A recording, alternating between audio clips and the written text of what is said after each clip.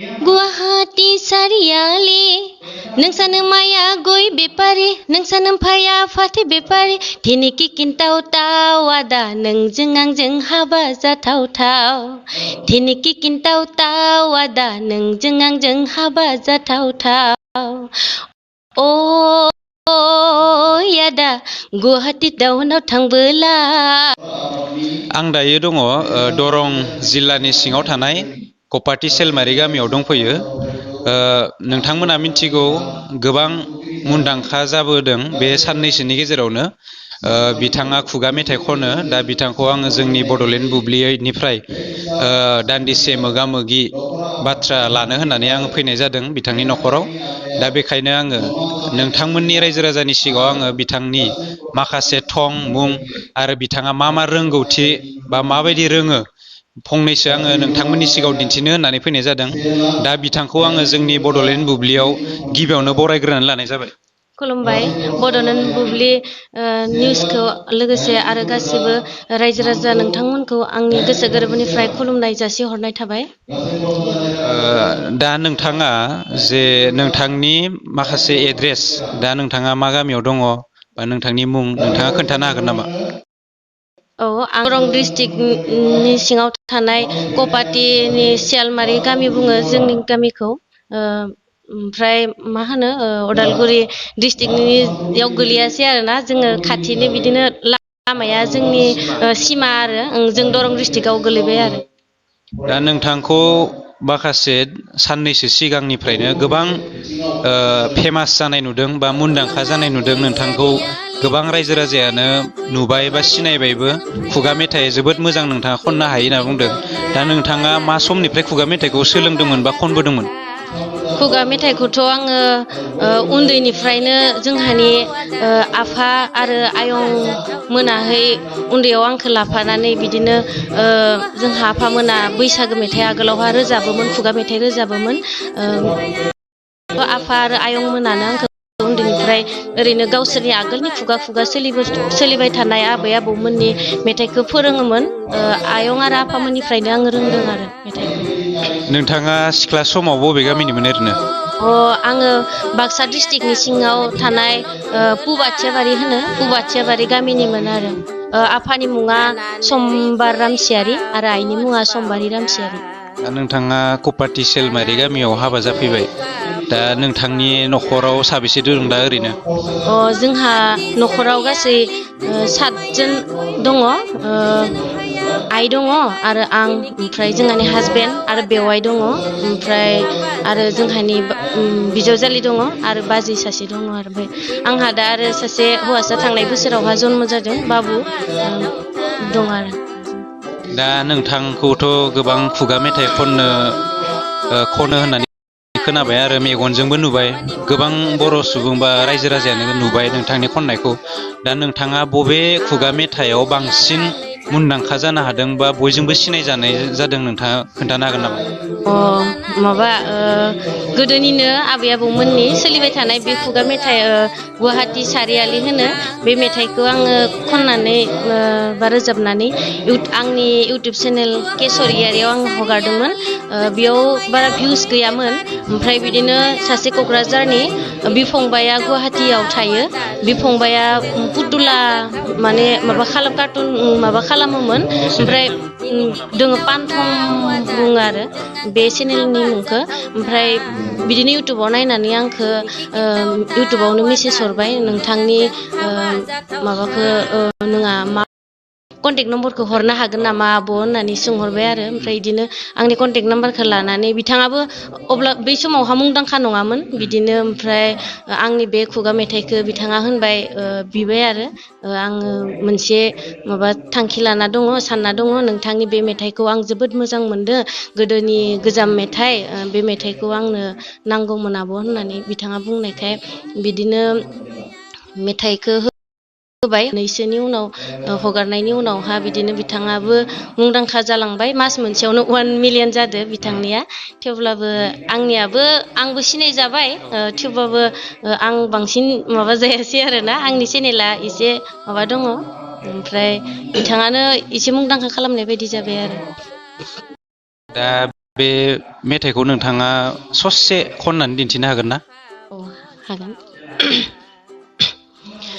गुवाहाटी सारियालि नोंसानो माया गय बेपारि नोंसानो फाया फाथै बेपारि दिनै किकिनटाव टाव आदा नोंजों आंजों हाबा जाथावथाव दिनै किकिनटाव टाव आदा नोंजों आंजों हाबा जाथावथाव अ आदा गुवाहाटी टाउनाव थांबोला लानानै फैफा पन्स पाउदार लानानै फैफा पन्स पाउदार अ आदा नोंसानि न'आवसो खामानि मावनो रावबो गैयाब्ला आंखौ लानानै थांफै देग्लाय बैसागोआव नोंजों आंजों जुलि जानोसै बेफोरबायदि आरोना मेथाइ। बिथाङा जोबोद मोजां खनदों। दा गोबां रायजो राजाया बे संखौनो माने नुनानै बिथाङा फेमास जादों। आंखौ जोंहानि बे न'खराव आं जेराव हाबा जादों बे न'खरावहा माने एलाव होआमोन आरो मेथाइ रोजाबनो। आगोलाव साननैसो आङो रोजाबदोंमोनबो ओंखारदोंमोन ओमफ्राय जोंहा हासबेन्डआ एलाव होआमोन नालाय बिनि थाखायनो आङो रोजाबनाय जायामोन आरो। मदद होबायना? दायोहै ओमफ्राय बे बोसोरसेनि उनावहा जेब्ला जोंहानि बाबु फिसाया जोनोम जायो अब्ला समनिफ्राय मदद होयो आरो नोंनि गोसो रोजाबोबा रोजाबजागोन होननानै बुङो आरो बिनि थाखायनो आङो आंनि रोजाबनायखौ आं स्टार्ट खालामफिनबाय आरो। ओमफ्राय दा ओरैनो मोननैसो गुबुन दङ ना खुगा मेथाइफोरा? खुगा मेथाइआथ' गोबां दङ ओरैनो 30-40थासो आगोलनि गोजाम मेथाइफोर दङ दा आरो। नों हाजोबो आरो माने? हायो हाजोबो। दा नोंथाङा इयुनाव माबाफोर बिदिनो जौगालांनायनि फारसे गावखौ दैखोलांनो सानदों नामा? माबाफोर थांखि दं नामा? आंथ' उन्दैनिफ्रायनो आंहा सिंगार जानायनि मिजिं दङमोन, इन्टारेस्ट दङमोन। बे सिमांखौ आङो जाफुंहोनो थाखाय नाजानो सानदों। बिनि थाखायनो आङो मोजां मिउजिक होनानै मोजां मेथाइफोरखौ आङो रोजाबनानै आंनि इउटुब चेनेल खुलिदों आङो के स्वर्गियारि। बे इउटुब चेनेलावहा आङो मोजां मेथाइफोरखौ लाबोगोन सानदों। दा साननैसो आङो एसे बेस्थ'आव दंथ'यो। माबा लेबार स्किल डेभेलपमेन्टनि आङो ट्रेनिं लाबाय दङ। बे ट्रेनिङा 2 मान्थनि। बे ट्रेनिङा जोबनायनि उनावहा आङो माने मोजां मेथाइफोरखौ रोजाबनानै मिउजिक होनानै लाबोनो सानदों आरो। दा नोंथाङा जगार खालामबाय थादों नामा बेफोरबायदि आपग्रेड खालामनो थाखाय? जगार खालामदो। आं मोनसे दाख्लै टंलायाव थांदोंमोन, देर सप्ता जाबाय। माबाखिनिखौ गाइडखिनिखौ होना फैदो ओमफ्राय फाइनाल रेकर्ड होनो थांगोन बे साननैसोनि गेजेरावनो। मिउजिक मिलायनायाव एसे देरि जादों, माने गोबाव जादों आरो। बे माबानाया मिलायनाया माबा जायोब्ला आं साननैसोनि गेजेरावनो दोंसे गोदान मेथाइ होनो सानदों आरो। दा बिथाङा गावनि माखासे बाथ्राखौ बुंबाय, गावनि मुं थं आरो माखासे गावनि साननाय हनाय, गावनि फिउचाराव माबायदि आपग्रेड गावखौ लांनो सानदों बिथाङा बुंबाय। आसा खालामो जोङो बड'लेण्ड बुब्लिनिफ्राय बिथाङा उनाव गावनि आथिङाव गसंनो हानाय बा बयजोंबो सिनायजानाय सासे मोजां खुगा मेथाइ खनगिरि जागोनखौ जोङो आसा खालामबाय। दा बिथांखौ जोंनि बड'लेण्ड बुब्लि मिडियायाव दान्दिसे सम होनायनि थाखाय आङो बिथांखौ साबायखर बावबाय। दा बेखिनियावनो आङो दिनैनि जा बिथांजों मोगा-मोगि बाथ्रा सावरायनाय हाबाफारि लानाय बेखौ आं एसेयावनो दोनथ'बाय। बिथांखौ खुलुमनानै आं जोंनि मोगा-मोगिखौ एसेयावनो दोनथ'नाय जाबाय। खुलुमबाय। नै सफैलायबाय दुलाराय बर' फरायसा आफादनि थान्दै जखनथाया। दुलाराय बर' फरायसा आफादा खुंगा 54थि थान्दै सावरायमेलखौ गोजोनै खुंफुंनो कार्बि आंलं जिल्लानि लांहिं नोगोरनि हाजोआरि गोजोन फोथाराव थि खालामबाय। गासैबो हारि हारिसाफोरनिसिम बानजाय आफादनिफ्राय मोनसे फोसावनाय जादों।